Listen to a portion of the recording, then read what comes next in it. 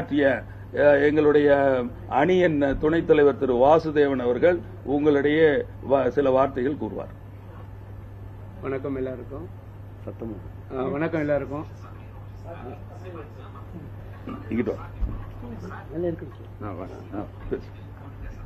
வணக்கம் எல்லாருக்கும். நான் டைகர் ஹில் ஏரியாவில் நான் அப்போ பணிபுரிஞ்சிட்டு இருந்தேன் 1999. ஸோ மே மாதம் அந்த மூவ்மெண்ட் ஆரம்பிச்சு ஜூலை 26 வரலையும் அந்த வார் நடந்துச்சு. அந்த வார் நேரத்தில் பார்த்தீங்கன்னா 490 ஆஃபீஸர் பிளஸ் ஜவான் நம்ம இழந்திருக்கோம். இருந்தாலும் அந்த வாரம் எல்லாருமே யாருமே அந்த என்ன சொல்லலாம், இந்த யூனிஃபார்ம் போட்டதுக்கு அப்புறம் அந்த பயம் இதெல்லாம் நாங்கள் பார்த்ததே கிடையாது. குளிர் பயம் எதுவுமே தெரியாது எங்களுக்கு. அது ஒன்லி உணர்வு என்னன்னா எப்படி அந்த பாயிண்ட்ஸை நம்ம பிடிப்போம், அது ஒன்று தான் இதாக இருக்குமே, டார்கெட்டாக இருக்குமே தவிர வேற எதுவுமே ஒன்லி நாட்டுக்காக. அதுதான் அந்த ஒரு உணர்வு தான் நமக்கு இருந்துச்சு.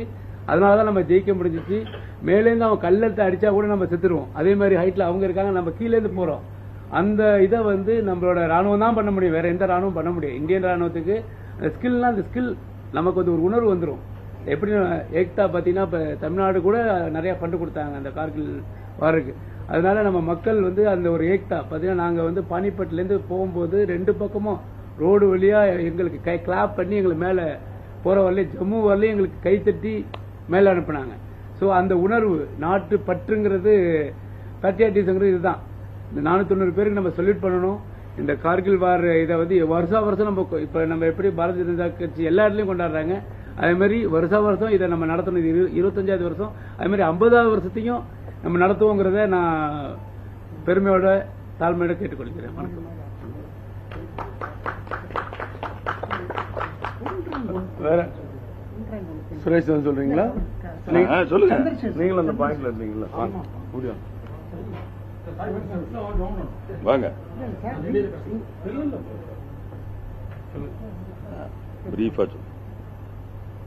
அனைவருக்கும் என் முதற்கல் வணக்கம்.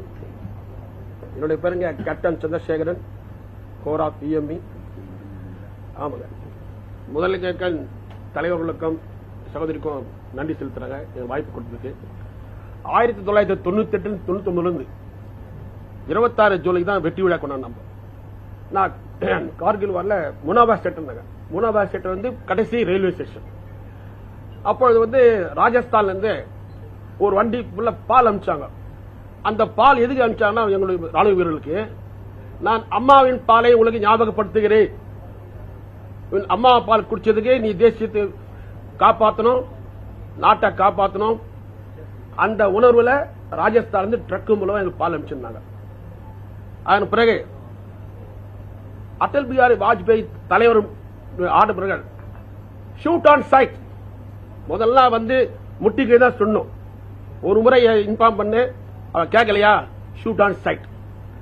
அதன் பிறகுதான் எல்லாமே துணிச்சலா இதே பாகிஸ்தான் சொல்லுவான், your orders coming from Delhi, my orders coming from packet. ஆனால் வாஜ்பேயி ஐயா தலைமையில, பிஜேபி தலைமையில அரசாங்கம் உருவான காரணத்தால் தான் இன்னைக்கு அகில உலகத்திலையும் இந்தியா தலை நிமிர்ந்து நிற்குது. நானே இன்னைக்கு ஓய்வு பெற்றாலும் இன்னைக்கு கூட நான் துடிப்புல இருக்கிறேன். ஒரே ஒரு பைசா வாங்க திரும்ப ரெடியா இருக்க போத்துக்கிறான். அந்த அளவுக்கு இந்த நல்ல ஒரு சமுதாயத்துக்கு மதிப்பு கொடுத்துறாங்க. இதுல சந்தேகமே இல்ல. கார்கில்ல இறந்தவர்களுக்கு வீர வணக்கம். நான் நன்றி செலுத்தி அனைவருக்கும் பாராட்டுதல். வணக்கம். பாரத் மாதா கி ஜெய்.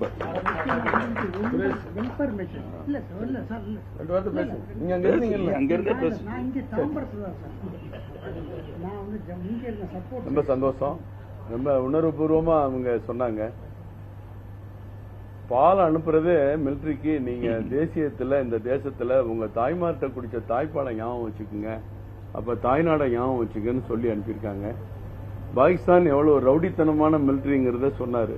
எங்க ஆர்டர் எங்க பாக்கெட்ல இருக்கு, உங்க ஆர்டர் டெல்லியில இருந்து வரணும்னு. அப்ப பிஎம் ரொம்ப ஸ்ட்ராங்கா ஆர்டர் கொடுத்ததுனாலதான் நம்ம அதுல வெற்றி பெற முடிஞ்சது அப்படிங்கறத சொன்னாங்க. அவரு வாசுதேவன் சொன்னது ரொம்ப அழகு. அவங்க பானிபட்ல இருந்து போற தூரம் எடுத்தாலும் அங்க இருந்து ஒரு 1000 கிலோமீட்டர் போறாங்கன்னா போற வழியெல்லாம் கைதட்டி நம்ம மிலிட்டரி போருக்கு போறாங்க அப்படிங்கிற 2 பக்கம் மக்கள் நின்று கைதட்டி அனுப்புறது, அந்த காட்சியை நம்ம கற்பனை பண்ணோம்னா எந்த அளவுக்கு ஒரு பெருமிதமும் அந்த தியாகமும் நமக்கு புரியும் நினைக்கிறேன். இந்த மாதிரி தியாகங்கள்லாம் தமிழ்நாட்டில் தெரியாது. பொதுவா மிலிட்டரியில போறவங்க, ராணுவத்துல போறவங்க இங்க நம்ம ஊர்ல வந்து வேற மாதிரி தான் பாக்குறாங்க. ஏன்னா இங்க ஒரு பிரிவினைவாதம் பேசுறது, தேசத்தினுடைய புகழ பேச மறுக்கிறது, தேசங்கிறத ஒரு சென்ட்ரல் கவர்மெண்ட்னு சொல்றதுக்கே ஒரு நாடகம் போடுற ஒரு கட்சிகள் ஆட்சியில் இருக்கிற இந்த ஊர்ல அது கிடையாது. சில ராணுவ நண்பர்கள் எனக்கே சொல்லுவாங்க, நாங்க அந்த தமிழ்நாட்டை தாண்டி போன பிறகுதாயா ட்ரெயின்ல எங்களுக்கு எல்லாம் மரியாதையே கிடைக்கும், நம்ம ஊர்ல அந்த மரியாதை கிடைக்காது, அங்கிட்டு போக போக எங்களை கடவுளா பார்ப்பாங்க மக்கள்மாங்க. அது இவங்க சொல்ற தியாகத்தெல்லாம் பார்க்கும்போது நம்ம அதெல்லாம் யோசிக்க வேண்டியது இருக்கு. இந்த நிகழ்ச்சியில கலந்து கொண்ட அனைவருக்கும் நன்றி. வேற ஏதாவது கொஸ்டின் இருந்தா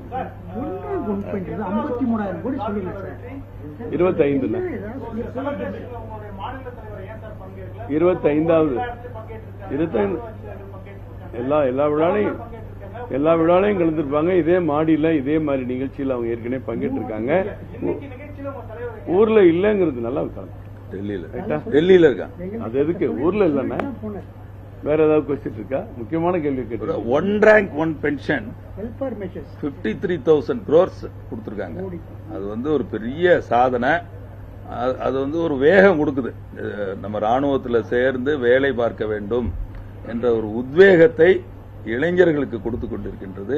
அதற்கு பாரதிய ஜனதா கட்சி தலைமையிலே நடந்து கொண்டிருக்கின்ற மோடி அவர்களின் ஆட்சிக்கு நன்றி செலுத்துவதிலே நாங்கள் கடமைப்பட்டிருக்கிறோம். ஏன்னா எக்ஸரிஸ்வன் அணி என்ற முறையிலே ஓஆர்ஓபிக்கு அருமையான, அதாவது 82 ரிட்டையர் ஆயிருப்பாங்க. 2016க்கு முன்னாடி 3000 ரூபாய் தான் பென்ஷன் இருக்கும். ஆனா இப்ப 30,000 ரூபாய். யோசிச்சு பாருங்க. So life has become very good experiment. இந்த சலுகைக்காக முன்னாள் ராணுவ வீரர்கள் ஏறத்தாழ 30 ஆண்டுகளா போராடிட்டு இருந்தாங்க. எந்த கவர்மெண்ட்டும் செய்யாததான் பாரத பிரதமர் நரேந்திர மோடி அவர்கள் கொண்டு வந்தாங்க, சாதிச்சாங்க. வேற ஏதாவது கொஸ்டின் இருக்கா? இல்ல, இப்போ 527 பேர் இறந்துருக்காங்க, உயிர் தியாகம் பண்ணிருக்காங்க. அதுல தமிழர்கள் எவ்வளவு பேர் இருந்தாங்க? அவங்களோட குடும்பத்துக்கு ஏதாவது உதவிகள் தேவையா? ஏன்னா தாய் நாட்டுங்கிற ஒரு குரூப் கேப்டனை வந்து இப்ப அங்க போர் நிகழ்ச்சியில அவங்களுக்கு உதவி செய்யணும்னு சொல்லியிருக்காங்க. இல்ல அந்த மாதிரி ஏதாவது அவங்களுக்கு தேவை? ராணுவத்துல கரெக்ட் தமிழர்கள் எவ்வளவுன்னு எனக்கு கணக்கு தெரியாது. பட் எல்லா என்னென்ன காம்பன்சேஷன் அந்த டயத்துல 1999ல இருந்துச்சோ நிச்சயமாக கொடுத்திருப்பாங்க. இப்ப பாத்தீங்கன்னா அக்னிவீர் ஒருத்தர் இறந்து போனாரு, அஜய் சிங்னு பேரு. ராகுல் காந்தி பாராளுமன்றத்திலே ஒரு பைசாவும் கொடுக்கலன்னு சொன்னார். பட் எங்களது மரியாதைக்குரிய ராணுவ மந்திரி என்ன சொன்னார், ராஜ்நாத் சிங் அவர்கள் 98 லட்சம் ரூபாய் பட்டுவாடா செய்யப்பட்டுள்ளது. அதையும் அவர் என்ன ராகுல் காந்தி பொய் சொன்னாருன்னு சொன்னாரு. சோ பாராளுமன்றத்திலே எப்போதுமே உண்மையை பேச வேண்டும். ராஜ்நாத் சிங் அவர்கள் சொன்னது போல 98 லட்சம் ரூபாய் இந்த அக்னி வீரருக்கு கொடுக்கப்பட்டிருக்கின்றது. காஷ்மீரிலே நடைபெற்ற அந்த குண்டு வெடிப்பில் அவர் உயிர் நீத்தார். அவருக்கு இன்சூரன்ஸ் காம்பன்சேஷன் மற்றும் கிராஜுவிட்டி கொடுத்து 98 லட்சம். அதுபோக பாக்கி பணம் டோட்டலா 1,67 lakhs. சோ அதே போல இந்த உயிர் நீத்த 527 போர் வீரர்களுக்கும் அந்த டயத்துல 1999ல இருந்த அனைத்து சலுகைகளும், அனைத்து காம்பன்சேஷனும், எல்லா இன்சூரன்ஸ், கிராஜுவிட்டி, பிஎஃப் எல்லாம் நிச்சயமாக கொடுத்திருப்பார்கள் என்பதில் எந்தவித சந்தேகம் இல்லை. டேட்டா என்கிட்ட கிடையாது.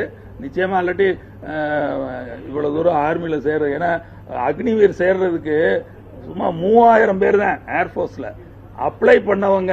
விண்ணப்பம் தெரிவித்தவர்கள் 7.5 லட்சம் பேர். யோசிச்சு பாருங்க, 7.5 லட்சம் பேர் 3000 வேகன்சி ஏர்போர்ஸுக்கு அப்ளை பண்ணியிருந்தாங்க. அவ்வளவு தூரத்துக்கு ஈர்ப்பு இருக்கின்றது ராணுவத்தின் மேல. ஏன் காரணம்னா நல்ல நல்ல சம்பளம், அது மட்டும் இல்ல ரிட்டையர்மெண்ட் பெனிஃபிட்ஸ், அருமையான ரிட்டையர்மெண்ட் பெனிஃபிட்ஸ், உலகத்திலேயே சிறந்த ரிட்டையர்மெண்ட் பெனிஃபிட் டிஃபென்ஸுக்கு கொடுக்கக்கூடிய தலைவர் நரேந்திர மோடி அவர்களே என்பதிலே கூறிக்கொள்ள நாங்கள் பெருமை அடைகின்றோம். 527 பேர் சொன்னீங்க. இதுல ஒரு சின்ன ஒரு நிமிடம் ஒரு விஷயத்தை சொல்லிடுறேன். வாஜ்பாய் ஐயா அவர்கள் முப்படை தளபதிகளை கூப்பிட்டு நம்ம வெற்றி பெற்றுட்டோம், ஆனா 527 பேர் இறந்துட்டாங்களே, எப்படி இது சாத்தியம், ஏன் இவ்வளவு பேர் இறந்தாங்கன்னு வருத்தப்பட்டிருக்காரு.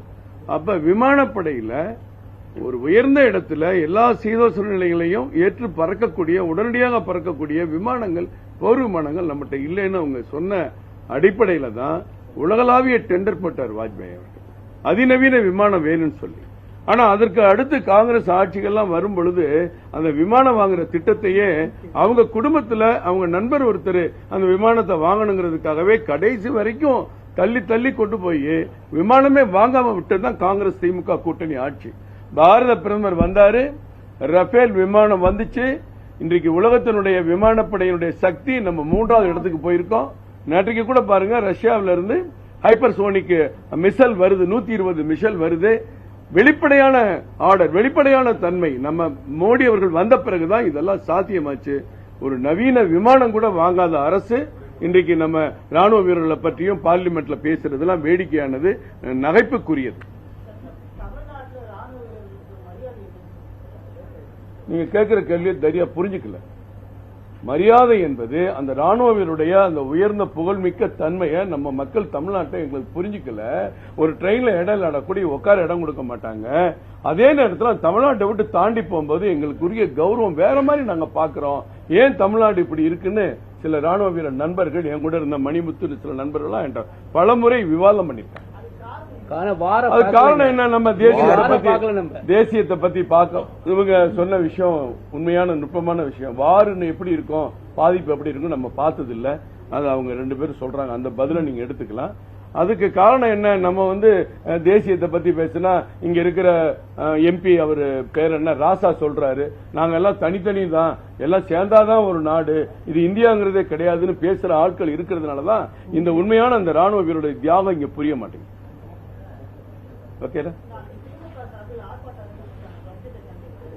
அவங்களுக்கு பொழுது போலங்க. ஒரு மாநிலத்தை ஆளுகிற கட்சி அவங்களே ஆர்ப்பாட்டம் பண்ணிக்கிறாங்க. 48 லட்சம் கோடியில எத்தனை லட்சம் கோடி நம்ம தமிழ்நாட்டுக்கு கிடைக்குதுன்னு தான் ஒரு முதலமைச்சரும் இங்க இருக்கிற நிதியமைச்சரும் கணக்கு போட்டு பார்க்கணும். தமிழ்நாடு பேர் வரலன்னா ஏறத்தாழ 18 மாநிலங்களோட பேர் வரல. 18 மாநிலங்களும் புறக்கணிக்கிறதா ஒரு தவறான ஒரு கருத்தை மக்கள்கிட்ட பருத்தி மக்களை ஏமாத்துறதுக்கு, மோசடி பண்றதுக்கு மறுபடியும் ஒரு ஆர்ப்பாட்டம் அறிவிச்சிருக்காங்க. இது என்ன வேடிக்கை? ஒரு ஆளுகிற அரசாங்கமே ஆர்ப்பாட்டம் பண்ணுவாங்களாம். கேட்டா பட்ஜெட்ல உனக்கு என்ன இல்ல? இன்னைக்கு பட்ஜெட்ல 1 கோடி இளைஞர்களுக்கு வேலை வாய்ப்பு, பயிற்சி, திறன் மேம்பாடுனா தமிழ்நாடு இருக்க போறாங்க. முத்ரா கடன் திட்டம் 20 லட்சம் உயர்த்தினா தமிழ்நாடும் பெற போறாங்க. ஏற்கனவே இருக்கிற 100 நாள் வேலை திட்டத்தை அதிகப்படுத்துங்கன்னு கேள்வி கேட்கறீங்க. 100 நாள் வேலை திட்டத்துக்கு ஏறத்தாழ 89 லட்சம் பேர் பதிஞ்சு வச்சிருக்காங்க. 69 லட்சம் பேர் ரெகுலரா ஒர்க் பண்றாங்க. 69 லட்சம் பேருக்கும் அவங்க அக்கௌண்ட்ல பணம் போடுறது மத்திய அரசு. தமிழ்நாடு அரசு 1 பைசா கொடுக்கல. 242 ரூபாய் சம்பளம்னா மத்திய அரசு கொடுத்துட்டு இருக்கு. என்ன இல்ல இங்க முத்ரா கடன் மட்டும் இல்ல. இன்னைக்கு நீங்க எரிவாயு கனெக்ஷன் கொடுத்த 37 லட்சம் பேருக்கு மானியத்தினா மத்திய அரசு கொடுக்குது. 42 லட்சம் விவசாயிகளுக்கு 6000 ரூபாய் ஆண்டு கொடுக்குதுன்னா மத்திய அரசு கொடுக்குது. இங்க 20 கிலோ அரிசி, 30 கிலோ அரிசின்னு இலவச அரிசி கொடுக்கிறோம். ஆண்டுக்கு 38 லட்சம் டன் கொடுக்கிறோம் இலவசமா. 1 பைசா தமிழ்நாட்டில் வாங்காம. இதெல்லாம் இல்லையா? எல்லாத்தையும் ரயில்வே திட்டங்களுக்கு திமுகவும் காங்கிரஸ் கூட்டணியும் 10 ஆண்டு ஆட்சியில் இருந்தாங்க. மொத்தம் ஒதுக்குற தொகை 5465 கோடி. ஆனால் பிஜேபி ஆட்சி, மோடி அவருடைய கவர்மெண்ட் கடந்த 23க்கு முன்னாடி வரைக்கும் Tamil Nadu section, not Southern Railway, தமிழ்நாடுக்கு மட்டும் 22,600 கோடி கொடுத்திருக்கோம். இந்த ஆண்டு 6,342 கோடி இன்னைக்கு நம்ம ரயில்வே துறை அமைச்சர் அறிவிச்சிருக்கிறாரு. அப்ப 28,400 கோடி கொடுத்திருக்கோம். எல்லாத்தையும் இல்ல இல்லன்னு போய் சொல்லி மக்களை ஏமாத்தி உங்க ஏமாத்து நாடகத்தை பெருசா காட்டுறதுக்காக மீடியால காட்டுவீங்க, பேப்பர்ல போடுவீங்க. ஆர்ப்பாட்டம் பண்ணா இன்னும் பெருசாகும்ல. நிதி ஆயோக் கூட்டத்துக்கு போக முடியாத முதலமைச்சர் இன்னும் இப்பதான் புறக்கணிக்கிறாங்க. 2 வருஷமா அவர் போகல. நிதி ஆயோக் என்ன, எல்லா மாநில முதலமைச்சர்களும் ஒன்னா உட்கார்ந்து பேசுற இடம். அங்க அரசியலுக்கு வேலை இல்ல. எல்லா மாநிலத்தினுடைய நிதி அமைச்சரும் உட்காரணும், நிதித்துறை அதிகாரிகளும் உட்காரணும். அடுத்த இந்த ஓராண்டுக்கு உங்க மாநிலத்துக்கு என்னெல்லாம் நடந்துகிட்டு இருக்கு, என்ன வேணும், என்னென்ன திட்டம் கொண்டு வர போறீங்க எல்லாம் பேசக்கூடிய இடத்தை புறக்கணிக்கிற ஒரு முதலமைச்சர் தமிழ்நாட்டுக்கு வேணுமா? இது மக்களை ஏமாத்துற போராட்டம்.